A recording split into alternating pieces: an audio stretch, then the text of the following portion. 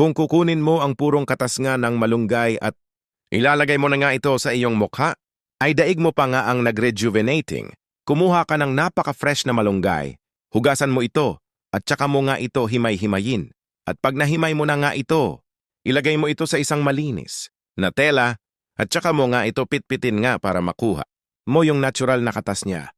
Pag ito nga ay napitpit mo na, ilagay mo to sa isang malinis na pinggan, at tsaka mo nga ito lagyan nga ng kaunting tubig para makuha mo yung pinakapurong katas nga nitong malunggay.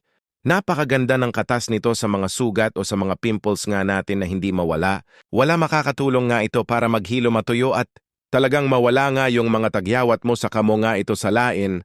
At pag nasala mo na nga ito at nakuha mo na yung purong katas niya, pwede mo na ngayang i-apply sa iyong mukha tuwing umaga. Kuha ka lang ng bulak at tsaka mo ito ipahid sa mukha mo ng dahan-dahan gamit nga ang bulak. Kung araw-araw mo itong gagawin at ia-apply sa iyong mukha, magkakaroon ka ng napaka-healthy at napakakinis nga ng mukha. Try mo rin.